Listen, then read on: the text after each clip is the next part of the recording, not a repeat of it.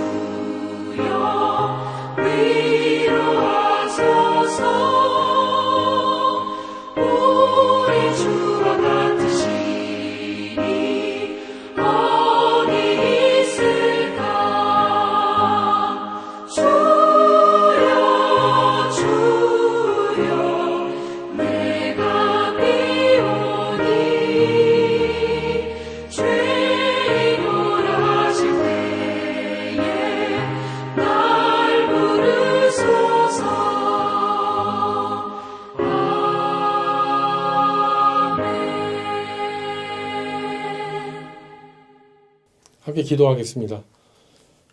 하나님, 우리가 부른 찬양과 같이 죄인 오라 하실 때 날 부르소서 하는 그 찬양의 고백이 우리의 심령의 고백입니다. 죄인된 우리를 구원해 주시고 언제든지 하나님을 아버지라 부르며 매일매일 나아갈 수 있는 이 특권과 놀라운 은혜가 웬 말입니까? 아버지, 너무나도 감사드리고 이런 너무나도 귀하고 놀라운 것을 잃어버리고 당연한 것으로 여겼었던 저희의 처참한 어리석음과 죄악을 주님께 회개하오니 주님 받아주시고 오늘 또 이 아침 말씀을 사모하여 모인 우리 모두에게 주의 성령께서 말씀하여 주시고 그 말씀에 순종하여 나갈 수 있는 우리 모두가 될 수 있도록 은혜 내려 주시옵소서. 하나님, 오늘 특별히 기도합니다.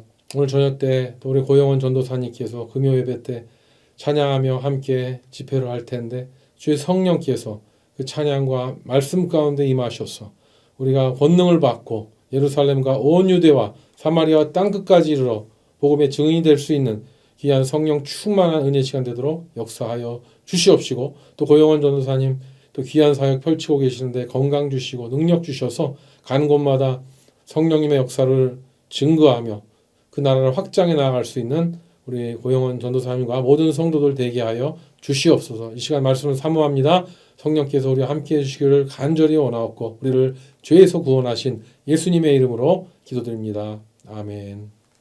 오늘 말씀은 미가서 3장 1절에서 12절 말씀입니다. 성경이나 자막을 참조하시고 제가 읽어드리도록 하겠습니다. 내가 또 이르노니 야곱의 우두머리들아 이스라엘 족속의 통치자들아 들으라. 정의를 아는 것이 너희의 본분이 아니냐. 너희가 선을 미워하고 악을 기뻐하여 내 백성의 가죽을 벗기고 그 뼈에서 살을 뜯어 그들의 살을 먹으며 그 가죽을 벗기며 그 뼈를 꺾어 다지기를 냄비와 솥 가운데 담을 고기처럼 하는도다. 그때 그들이 여호와께 부르짖을지라도 응답하지 아니하시고 그들의 행위가 악했던 만큼 그들 앞에 얼굴을 가리시리라. 내 백성을 유혹하는 선지자들은 이에 물 것이 있으면 평강을 외치나 그 입에 무엇을 채워주지 아니하는 자에게는 전쟁을 준비하는도다. 이런 선지자에 대하여 여호와께서 이르시되 그러므로 너희가 밤을 만나리니 이상을 보지 못할 것이요 어둠을 만나리니 점치지 못하리라 하셨나니 이 선지자 위에는 해가 져서 낮이 캄캄할 것이라. 선견자가 부끄러워하며 술객이 수치를 당하여 다 입술을 가릴 것은 하나님이 응답하지 아니하심이거니와 오직 나는 여호와의 영으로 말미암아 능력과 정의와 용기로 충만해져서 야곱의 허물과 이스라엘의 죄를 그들에게 보이리라. 야곱 족속의 우두머리들과 이스라엘 족속의 통치자들 곧 정의를 미워하고 정직한 것을 굽게 하는 자들아 원하노니 이 말을 들을지어다. 시온을 피로 예루살렘을 죄악으로 건축하는도다. 그들의 우두머리들은 뇌물을 위하여 재판하며 그들의 제사장은 삭슬 위하여 교훈하며 그들의 선지자는 돈을 위하여 점을 치면서도 여호와를 의뢰하여 이르기를 여호와께서 우리 중에 계시지 아니하냐 재앙이 우리에게 임하지 아니하리라 하는도다. 이러므로 너희로 말미암아 시온은 갈아엎은 밭이 되고 예루살렘은 무더기가 되고 성전에 사는 수풀의 높은 곳이 되리라. 아멘. 이 말씀은 하나님의 말씀입니다. 한 회사가 망하는 것은 그 회사의 최고 경영자가 잘못된 상황과 판단착오로 인해서 그리고 시대를 읽지 못함으로 인해서 단번에 이루어질 수 있는 그런 것이 회사가 망할 수 있는 것입니다. 그리고 또 한 국가가 위기에 닥치는 것도 그 역시 그 나라의 통치자가 잘못된 판단을 했다거나 아니면 망령이 들었다거나 시대를 읽지 못하는 그런 상황 가운데 자기의 권력을 유지하기 위해서 무리하게 정치력을 발휘하다가 그렇게 나라까지도 위험에 처할 수 있다는 것. 이런 것들 너무나 당연한 말이지만요. 인류의 역사가 이것을 확실하게 증명하고 있습니다. 오늘 본문에 보면 미가 선지자가 앞으로 이 사마리아와 예루살렘 가운데 닥치게 될 정말 그 무시무시한 심판의 미래가 결코 우연한 것이 아니고 무엇 때문입니까? 바로 이스라엘과 유다의 죄악으로 인해서 그 모든 심판을 자처하게 될 것이라는 것을 이미 예언하고 있는 것입니다. 그러면서 미가는 그들이 멸망하게 되는 심판을 당하게 되는 그 이유가 그들의 죄악 때문인데 그 죄악을 구체적으로 언급하면서 그 중에 한 죄악인 그 지도자들의 타락이 이 모든 것들을 초래하게 될 것이라는 것을 이야기하고 있습니다. 그 지도자들은 누구입니까? 바로 정치 지도자, 경제 지도자, 행정 지도자, 그리고 종교 지도자들이라고 말하고 있습니다. 정치적 지도자들에 대해서는 1절과 9절에 나오지 않습니까? 누구로 표현되고 있냐면 야곱의 우두머리라고 되어 있습니다. 그리고 또 행정적 지도자들이라고 할 수 있겠죠. 이스라엘의 통치자 이런 말을 썼습니다. 그뿐만 아니라 또 그들의 종교적 지도자 또 정신적 지도자에 대해서 여기 보면은 제사장과 선지자, 선견자들이라는 말을 쓰고 있는데 이 모든 지도자들이 한결같이 어떻습니까? 오늘 본문에 보면 하나님을 두려워하지 않습니다. 그리고 그저 여기 보면은 뇌물에 마음이 기울었고요. 그리고 그런 돈으로 기울인 그 정치판 가운데서 썩어 문드러진 그런 가운데서 하나님의 정의는 온데간데도 없고 아예 9절에 보면 이런 표현이 나와 있죠. 정의를 미워한다 라는 표현이 나옵니다. 얼마나 타락했으면 정의를 미워하겠습니까? 아무런 양심의 가책을 갖지 않고 그렇게 정의를 미워하면서 자기 기득권을 챙기려는 그런 정말 안타까운 모습을 미가는 보고 이것에 대해서 한탄하고 있는 것입니다. 마치 정말 이런 지도자들은요, 그렇잖아요. 여러 사람들에 의해서, 여러 지견들에 의해서 세상에 죄가 이미 드러났는데도 그 자기의 그 정치권, 그 기득권을 통해서 얼마나 그 주변 사람들과 그를 둘러싸 많은 사람들이 함께 먹고 썩었으면 그를 법정에 서게 하는 것도요, 그들의 기득권을 가지고 못하게 하려는, 이게 소위 권력형 비리라고 그러죠. 이런 걸 볼 때 정말 국민들이 땅을 치고 가슴을 아파하며 나라의 앞날을 걱정하는 것과 다를 바가 없다는 것이죠. 지금 미가는 지금 이런 이야기들을 그 옛날에 벌써 예언을 하고 있는 것입니다. 이런 일들은 우리가 뭐 제3국이나 후진국 같은 데서 일어날 것 같지만 그렇지 않다는 거 우리 잘 알고 있지 않습니까? 결국 미가는 이스라엘 민족이 하나님의 백성으로서 선민이 되었지만 그들이 제사장의 역할을 감당해야 되는 그 선민의 그런 숭고한 사명을 감당하지 못하고 그들을 지도해야 될, 올바로 정의로 지도해야 될 그런 지도자들이, 정치적, 종교적 지도자들이 타락해서 오히려 이방인들보다 더 악해지는 것들을 지적하고 있는 것이죠.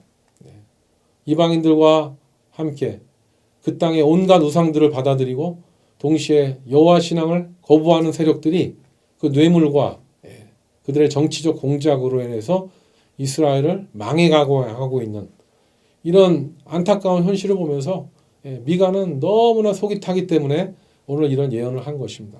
그래서 미가는 그들의 예루살렘, 거룩한 성이라고 하는 그 도성 예루살렘이 하나님께서 세우고자 하신 그런 첫 번째 의도대로 그런 선한 목적, 제사장의 사명을 감당하는 민족으로서의 그런 거룩한 도성의 계획이 아니고 이제는 완전히 잘못된 방향으로 그 도성이 건축되어지고 그 도성이 나아가고 있다는 것을 10절에서 한탄하지 않습니까? 10절에 보면 시온을 피로 예루살렘을 죄악으로 건축하는도다.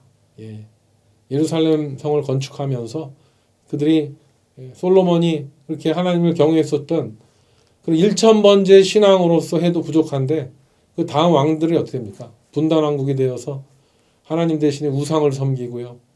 하나님을 버리고 하나님의 선지자들을 핍박하고 이런 것들을 하면서 또 국민들을 탄압하고 국민들의 혈세를 가지고 무리하게 건축을 하고 이런 것들이 오늘 이 말씀을 상징하고 있지 않습니까? 그래서 그 뼈저리는 그 이스라엘 민족의 탄식, 육적인 탄식뿐만 아니라 영적인 탄식이 느껴지는 구절입니다. 9절에 보면 그 앞절에 보면은요. 그들의 통치자들은요. 이제 아예 뇌물로 마음이 굽어버렸다고 얘기합니다. 그리고 정의는 전혀 찾아볼 수 없다고 하면서 또 그 다음 절인 11절에 보면은 뭐라고 나옵니까? 더 구체적으로 통치자들의 죄악을 고발하는데 이런 말이 나오죠. 그들의 우두머리들은 뇌물을 위하여 재판하며 그들의 제사장은 삭슬 위하여 교훈하며 그들의 선지자는 돈을 위하여 점을 치면서도 이게 그 다음 중요하죠. 여호와를 의뢰하여 이르기를 여호와께서 우리 중에 계시지 아니하냐 재앙이 우리에게 임하지 아니하리라 하는도다. 정말 안타까운 미가 선지자의 절규입니다. 정말 여러분 이 말씀은요. 이 미가 선지자가 정말 그 분단 왕국 시대에 국한된 그런 예언이 아니고요. 지금 이렇게 남북으로 분단된 우리의 조국 그리고 지금 신냉전 우크라이나와 러시아의 전쟁으로 인해서 지금 전 세계적으로 벌어지고 있는 신냉전의 이런 시대의 국제사회의 단면을 보여주는 것도 있는 것 같습니다. 우두머리들은 뇌물을 위하여 재판하고 그들의 제사장은 삭슬 위하여 교훈하며 정치 경제인들은 돈과 쾌락과 자기들의 권력을 향유하고 그들의 기득권을 누리고 정치 쇼를 벌이는가 하면 여기 그들의 제사장이라는 표현이 정말 기가 막히게 맞습니다. 그들의 제사장, 그들에게 아부하고 그들에게 빌붙어 있는 그런 제사장들. 러시아에도 그 러시아 사제들이 얼마나 푸틴을 부추기고 빌붙어서 그를 종교적으로 타락하게 만들게 하고 있습니까? 전쟁을 벌이면서도 하나님의 뜻이라고 하고 있는 그런 안타까운 소식을 듣습니다. 그저 자기의 삭슬 더 받기 위해서 잘못 교연하고 여기서 또 그들의 선지자가 나오지 않습니까? 누구입니까? 이스라엘 민족들이 광야에 있을 때 그 발람 제사장에게 정말 당치도 않는 복을 빌어달라고 그리고 자기의 적인 이스라엘을 저주해달라고 하면서 복채를 아끼지 않으며 계속 부탁하는 그런 발라 왕과 같이 그 비유에 나타난 그런 왕과 제사장을 의미하지 않습니까? 그러면서 돈을 받고 더 좋은 얘기만 해주면 된다는 그런 종교 지도자들의 그런 위상을 정말 그런 물질에 국한시켜버리는 그런 기가 막힌 이야기를 지금 미가 선지자가 이야기하고 있지 않습니까? 그래서 11절의 후반에 보면 여호와를 의뢰하여 이르기를 여호와께서 우리 중에 계시지 아니하냐. 이게 참 정말 말도 안 됩니다. 그렇게 돈 받고 삭수를 위해서 그죠? 권력과 결탁하여 빌붙어서 그렇게 잘못 예언하면서도 뭐라 그래요? 여호와가 우리 중에 계시지 않냐라고 얘기합니다. 그리고 또 뭐라고 얘기해요? 한마디 더 나가서 가관인데 그러니까 재앙이 우리에게 임하지 아니하리라라고 한다고 얘기하는 거예요. 한마디로 뭐예요? 하나님이 우리 가운데 계시니까 우리는 재앙이 임하지 않을 것이다라고 호언장담을 하는 그런 정말 이런 철면피의 종교 세력이 된 것입니다. 여러분, 우리가 이 말씀을 볼 때 우리도 정말 두렵지 않습니까? 이 시대에는 그런 사람들이 참으로 많습니다. 이렇게 생각할 수 있습니다. 나는 내 나름대로 하나님 뜻대로 살려고 애를 쓰니까 나에게는 그 어떤 전염병도 그 어떤 불행도 다가오지 않을 거야 라고 믿고 살아가는 사람들이 많습니다. 물론 하나님을 경외하는 자에게 하나님 복 주십니다만 그런 전염병과 예상치 못했었던 재앙은 누구에게나 닥칠 수 있다는 것을 우리는 압니다. 여러분, 이렇게만 생각하는 것은요, 복음적인 시각으로 볼 때 얼마나 위험한 생각인지 아시는지요? 예수님께서는 그분께서 천국에 대해서 증거하시고 십자가에 달리시기 전까지 천국을 증거하셨는데 그의 첫 번째, 예수님의 첫 번째 설교가 뭡니까? 팔복입니다. 8부류의 복 있는 사람으로 예수님께서 설교하셨는데 그들이 누구예요? 이 세상에서 뭐 잘 나가는 사람입니까? 행복한 사람입니까? 다 가진 사람들입니까? 고통 안 당한 사람입니까? 재난 안 당한 사람입니까? 아니죠. 예수님께서 복이 있다고 얘기한 사람은요, 마음이 가난한 자입니다.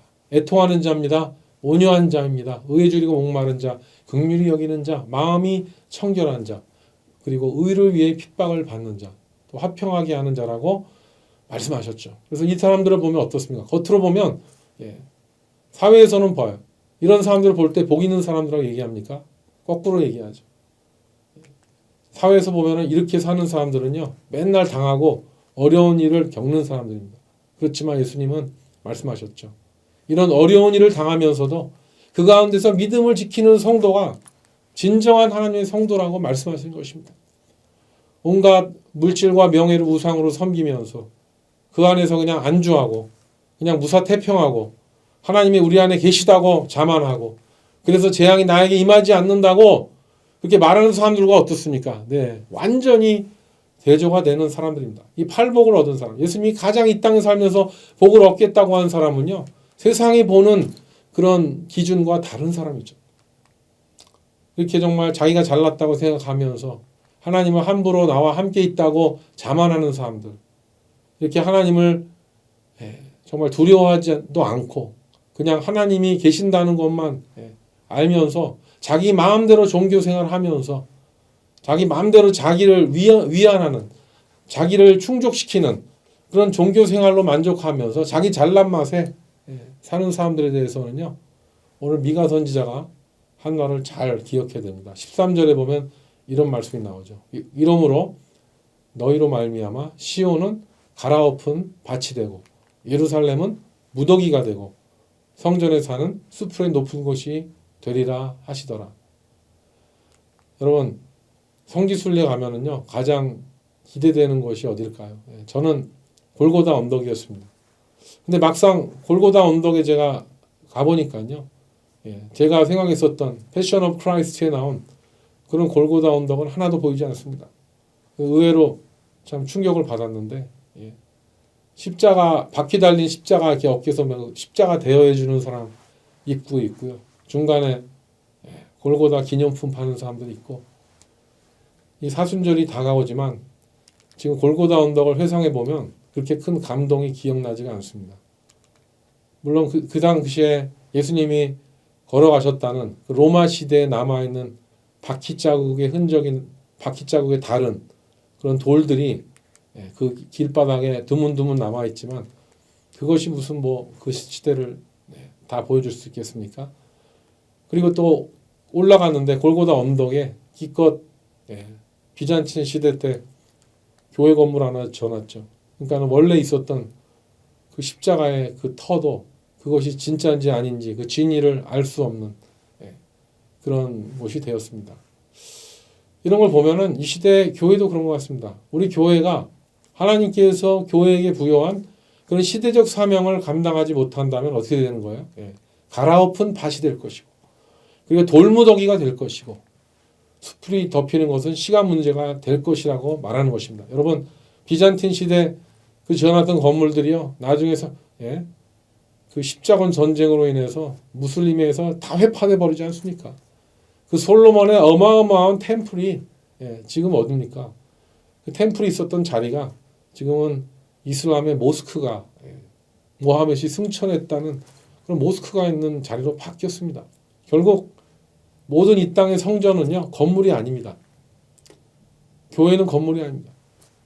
교회는 건물이 아니고 하나님께서 기뻐하시고 하나님의 뜻을 행하는 그런 성도들의 공동체가 바로 교회임을 알 수가 있습니다. 그래서 요한계시록에 보면은요 예수님께서 7 교회에 대해서 말씀하실 때 그 7 교회가 유일하게 그 중에서 칭찬을 받은 교회가 딱 하나밖에 없잖아요. 필라델피아 교회가 있었던 것 같이 첫사랑을 잃어버리고 사명을 잃어버리고 은혜를 잃어버린 교회는 이 땅에서 예배를 드려도 은혜가 임하지 않고 황폐한 곳이 된다고 오늘 미가서에 나오고 있습니다. 6절 7절에 보면 그러므로 너희가 밤을 만나리니 이상을 보지 못할 것이요 어둠을 만나리니 점치지 못하리라 하셨나니 이 선지자 위에는 해가 져서 낯이 캄캄할 것이라.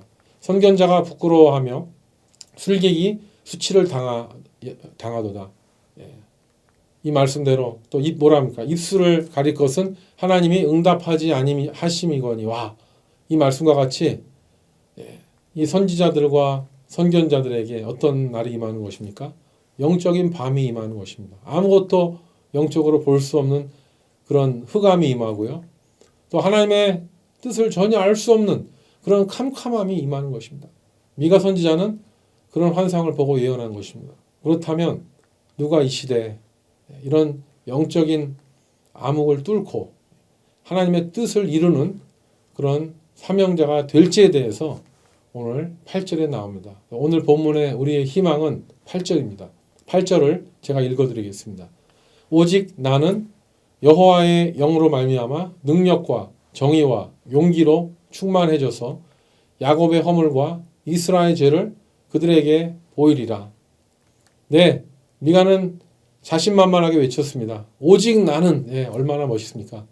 나만 only me 오직 나는 여호와의 영으로 말미암아 능력과 정의와 용기로 충만해져서 야곱의 허물과 이스라엘의 죄를 그들에게 보일 것이다 라고 얼마나 놀라운 선포입니까?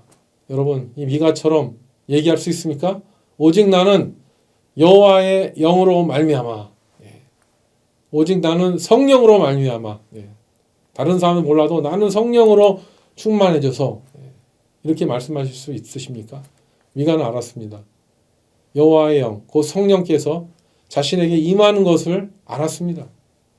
누가 성령을 받습니까? 예수님께서 제자들에게 말씀하신 대로 오직 성령이 너에게 임하시면 너희가 권능을 받고 예루살렘과 온 유대와 사마리아 땅까지 이르러 내 증인이 되리라고 하신 증인이 되게 하게 하시기 위해서 성령님께서는 임하시는 것입니다. 그 말씀이 임하실 때 우리는 예수님께서 말씀하신 예언하신 대로 성령의 역사의 그 시대에 살아가면서 성령을 받은 사람으로서 예수를 증거하고 성령의 능력으로 복음을 전파하는 그런 능력과 정의와 용기로 충만해진다는 것입니다. 그러니까 무엇이 능력이에요? 그것은 바로 예수 그리스도를 주로 고백하는 그 순간 우리는 이미 능력을 얻은 줄로 믿습니다. 무엇이 정의입니까? 그것은 바로 예수님을 나의 주로 고백하면서 우리가 죄에서 자유를 얻게 됨으로써 하나님께서 주시는 그 칭의함, 그것이 바로 정의이죠.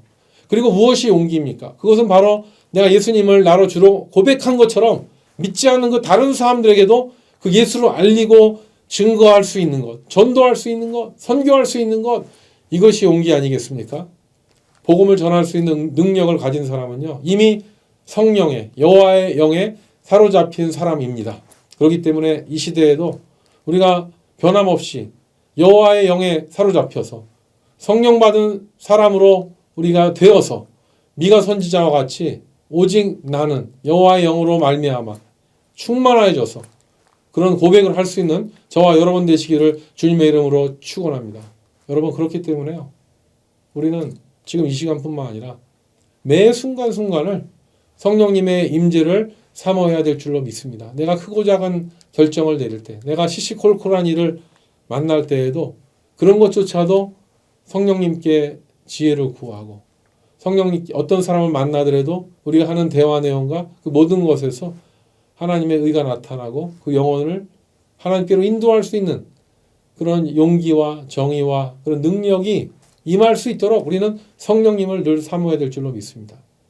그래서 오늘 미가서는 우리에게 도전합니다. 우리가 그저 신앙생활을 오래 한 사람으로서 그냥 타성에 젖은 삶, 변질되고 그냥 세상과 타협하는 삶을 살아갈 것인지, 아니면 미가 선지자 같이 여호와의 영, 성령에 사로잡혀서 능력과 정의와 용기로 충만한 삶을 살아갈 것인지를 선택하라고 미가는 우리에게 도전하고 있는 것입니다. 여러분, 어떻습니까? 이 말씀을 들으면서 우리는 당연히 성령에 사로잡힌 삶을 살아가기 원하는 성도입니다. 여러분, 성령 충만한 성도가 많아지는 교회 어떻게 변하게 될 것입니까? 그것은 오늘 나온 말씀대로 죄가 드러납니다. 서로에게 죄를 고백합니다. 그리고 자기 죄성으로 인해서 하나님 앞에 예배 가운데 통회하고 자복하는 은혜와 축복이 일어나는 줄로 믿습니다. 지금 에즈베리 대학에서 그런 일이 일어나고 있지 않습니까? 그 젊은 청년들이 하나님 앞에 통회하고 사지하는 그 집회 가운데 주님 앞에 돌아오는 것 뭡니까? 성령께서 임하시니까 자기 죄를 고백하는 거죠. 죄가 드러나는 것이죠. 오늘 내가 성령님께서 나에게 충만하기를 사모한다면 어떤 일이 일어나겠습니까? 내가 먼저 내 가족들에게, 친구들에게, 성도들에게 나의 잘못을 인정하고 나의 죄를 고백할 것입니다. 그럴 때 성령은 임하시는 줄로 믿습니다.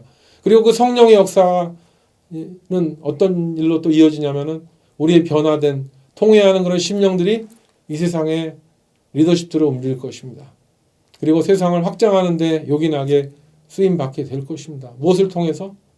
나 한 사람이 오직 하나님의 영으로, 여호와의 영으로, 성령으로 충만하게 되어서 하나님 앞에 통회하고 자복할 때 우리는 세상의 빛과 소금이 되리라 믿습니다.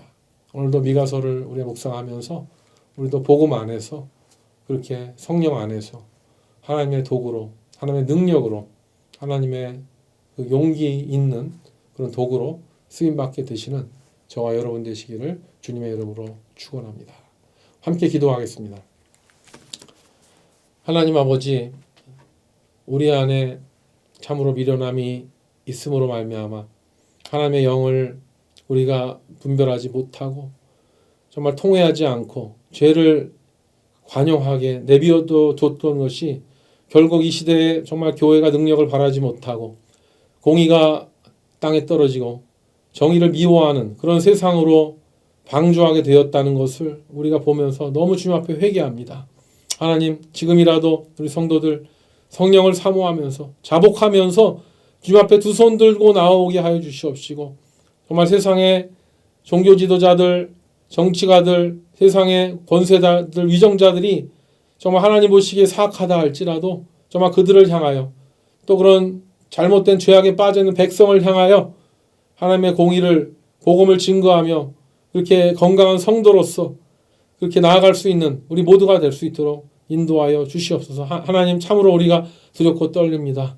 우리가 이 시대를 정말 하나님께서 마지막 시대 마지막 주자로 불러주셨다면 우리에게 너무나 중요한 사명이 있는데 우리가 낙담하지 않고 우리에게 주신 경주를 최선을 다해 경주할 수 있도록 우리가 깨어있게 하시고 주님 앞에 기도하면서 하나님의 성령님의 도우심을 구하고 미가 선지자와 같이 그렇게 당당하게 세상에 외칠 수 있는 우리 모두가 되도록 능력과 은혜를 더하여 주시옵소서. 오늘도 세상에서 그런 빛과 소금의 역할을 감당하기 원합니다. 우리를 도와주시기를 간절히 원하옵고 우리를 구원해 주신 예수님의 이름으로 간절히 기도드립니다. 아멘. 예, 이제 각자 기도하는 시간입니다. 오늘도 승리하는 하루 되시기 바랍니다. 화이팅입니다.